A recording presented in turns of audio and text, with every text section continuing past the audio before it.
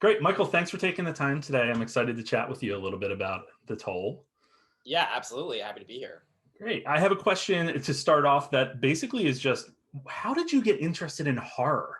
Out of all the different types of genres that you could dive into, horror, what was the decision process behind that or the interest, I guess? Well, yeah, I mean, my interest goes kind of as far back as I can remember because I think I was interested in horror before I even knew what horror was.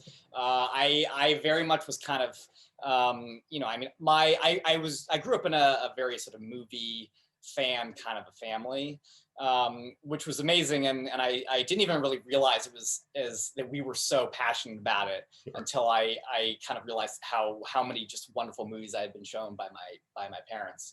But I mean, really early on, I think it was. I think I made my first horror movie when I was 9 or 10. I mean, it was really that was the first. I went straight to horror. All of my movie interests almost trailed my interest in horror, Sure. and I think that can pretty well be attributed.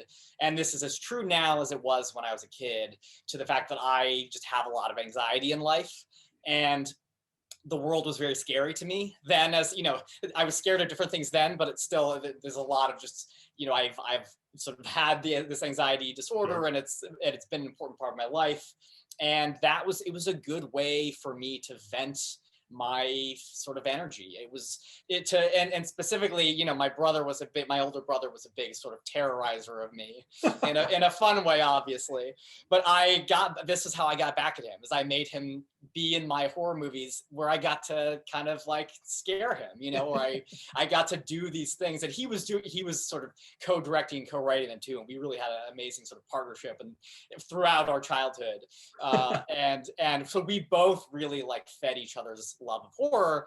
I mean, I was like watching the trailer for like Freddy versus Jason when I was a kid, being like, I'm so mad I can't see this because it's rated R. I was that kind of, and then I went through obviously the whole journey of kind of, it's funny now to think about how much that's expanded and changed, because now I'm so invested in sort of the things beyond just horror movies, like horror stories and Sure. books and games and comics and theme park attractions. I think there's just so much to it. So it really, horror was kind of my first lover, I guess. That's kind of so I really feel like I'm kind of, it's just what I know best. That's great. Well, you mentioned the anxiety, and that definitely comes into play in The Toll, right? Like, I feel like Cammy is a total encapsulation of everything you just described. Um, Yes, did you totally. always expect with The Toll, like, so first off, I guess, talk about how the idea came about, but then did you always expect to go a supernatural route with it? So no, I mean, I originally, I mean, I guess I would say I arrived at the supernatural component pretty fast, Yeah. but it started out very much as, what if let me see if I can make a movie about a relationship between a driver and a passenger in a ride share. I mean, I just, I'm fascinated by the dynamic of it. I think it's just such an interesting thing that we as a society are still figuring out how to behave in a ride share. And there's just, it's, different from the sort of the traditional mode of taxis, Hmm. where you're sort of expected to befriend the person, right? But then you're going to learn things about them that maybe kind of, it's like you might get vibes, right? You might like sort of be suspicious, and that's true as well of from the driver's perspective. You might get, I can only imagine being a driver and Right. having, it's like, who knows the kind of passengers, the kind of crazy people you get. And so I that was gestating for a long time, kind of unconsciously. And then I really just had the image in mind. I was like, oh, you could have an opening shot of in a car with, you see a rideshare app, and he swipes no on two male passengers and yes on a female passenger. And I was like, oh, I wonder what would happen in that movie. Yeah. Like, I want to see him, like, oh, you could then, I really had the whole first shot in my mind. You could then follow him into the airport as he picks her up. And then you see, and I like the idea that you see her and that you immediately get a sense of like, this is somebody that is not going to take any bullshit. Like, she Right. just has this vibe of like, because there's a fear of, I worry that people will watch the first minute and a half and think, oh, he's just gonna, it's just gonna be like he's gonna grab somebody and kill her, right? But then you see Cammy and you're like, okay, she's a formidable foe for Right. him, She's in right? And control the you, entire time, essentially. yes, absolutely. And I love that, yeah, that you say that, because she gets in the car, and the idea is for her immediately to be you kind of switch, and you're like, oh, okay, she's pretty intense too. Right. And so it sets up this conflict. and I just felt like, oh, you can so easily, I was like, I felt like I could just write a whole movie based on those two personalities, and seeing them in this like prolonged claustrophobic ride together and see how their relationship develops, and the tension and the, you know, and the awkwardness, and then put them, and then it was a fairly quick next step to go, okay, let's throw them into a situation where they have a shared threat that they have to fight. And it just made sense for it to be, you know, I love all of the eponymous horror characters of the last 10 years. And I was like, let's put them into that kind of situation. Yeah. That's great. As soon as she sat in the ride share, we'll say Uber or Lyft, Yeah. But as soon as she sat in the ride share and he was talking, and she finally said, "I'm not trying to be rude. It's late. I just want to get there." Totally identify with that. I'm so glad. I feel like that line was one of the big things I had going in, was like, I just want him to be super talkative. Yep. And I wanted her to do what I always wish I could do and can't, where I was like, oh, it'd be so great if she just is like, shuts him down, because that just that feels like it's realistic, but it's only like some people have the ability to really like go there. And I was like, oh, let's make her that kind of person, where she's like, she's gonna be very candid with him. And that immediately creates this, oh, it's so tense. So yeah, I hope so anyway. Definitely is. And I was just going to say, I mean, it is a very suspenseful movie. And one of the things with horror that is usually kind of frustrating for me is sometimes you know what's coming. You see it coming from a mile away. A lot of movies are cookie cutter, but this didn't strike me as that at all. And I definitely was caught off guard multiple times. I was literally sitting here watching it and had my, hands up at a few points because I knew what was coming. It didn't, but then it did. Right. Love it. You use silence a lot in the movie to really, I think, kind of get the pressure cooker going and really up the ante. But how do you use all of the tools that you have in developing a horror film to create something fresh, right? That we haven't seen before? Yeah, I mean, that is the key. It's all kind of, it feels like it's all been done, particularly with scares. I mean, I think that's, and I don't like relying on jump scares, but I certainly think a good scare can be an awesome part of a horror movie, and I do want that. And I also, as you say, you're putting your hand up and you're expecting something that's going to happen and it doesn't. To me, that's bread and butter. That's the meat and potatoes of a horror movie, is the waiting and the tensing and thinking what's going to happen and then doesn't. Yep. And I think that's that just comes from the sort of observing what it is about horror movies that has always worked on me. I mean, I genuinely often am sitting in a theater like this, which you would think that somebody that's directing a movie like this wouldn't be doing that, but I totally am. But I love that. I feel like it's such a fun thing about going and having that experience. For sure. So yeah, but I like that you mentioned silence, because a big part of the style is meant to be about stillness and silence and holding, because that just builds up the tension, so that when it releases, it's explosive. And the longer it's silent and the longer it's still, the more you're kind of tensed and you're waiting for something to happen. So it really, I think it's all, it's really fun to play with. Okay, I know this is what the audience is going to expect, and this is where I'm going to deny them what they expect, and this is where I'm going to give it to them. It's just kind of a psychological game with your theoretical audience, and I love doing that.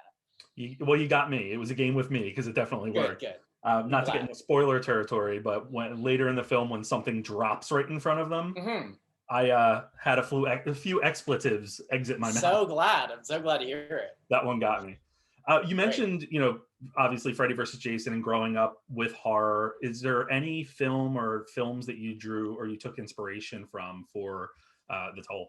Yeah, totally. I mean, I think my bigger cinematic inspirations were actually sort of the non-horror movies. So, I mean, two in particular that have just sort of stayed with me recently are Corinne Kasama's The Invitation. Mm-hmm. I mean, that is a movie that is just so much about the back and forth of, is what I think is happening really happening?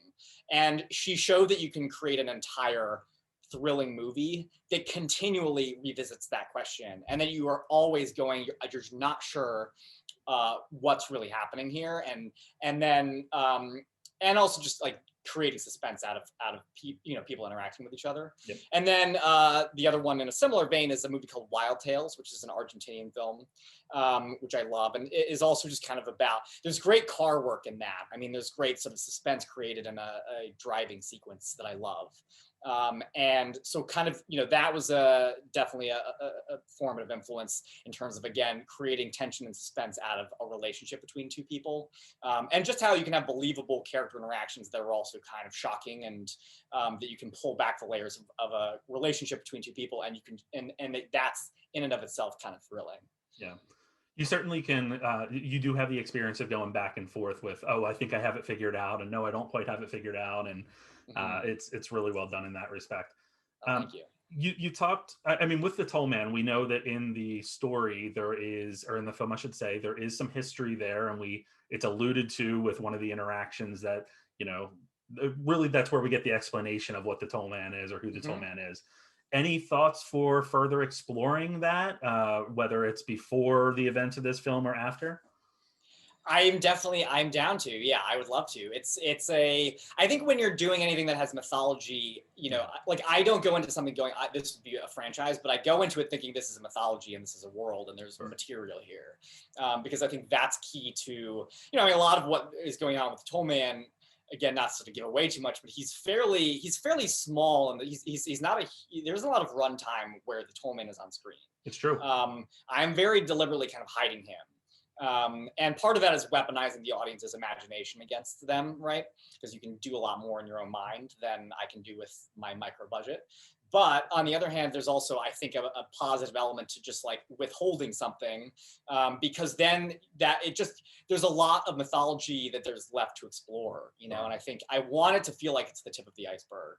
And also, in terms of the inspiration goes all the way back to sort of the idea of like highwayman or gentlemen of the road in the Middle Ages, where it's like there's always been people hiding on the sides of the road waiting to ambush unsuspecting travelers, right? And so that, I think there's a lot to that world, to the dark highways and the shortcuts through the woods, and whether that's why I see it as, even temporally, there's sort of, you can go to the past, you could, I always think of like just other sort of hazardous traveling Sure. in the past, right? Whether that's like the Donner Party or something. Like there's just a lot of stories in our mythology and our shared culture about how, the dangers of venturing outside your front door. And so I see there's a lot of opportunities there, I think.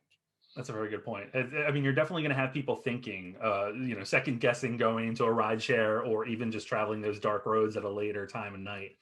Final Right, question, I right. guess, real quick, would just be, Jordan and Max, how, with them at the helm of this, it really relies on their performances to drive the story forward. How important were those performances to really kind of complement what you were trying to do with the Tollman? Yeah, I mean, the whole movie is, the vast majority of it is just Max and Jordan Yeah, talking or reacting or just, being their character.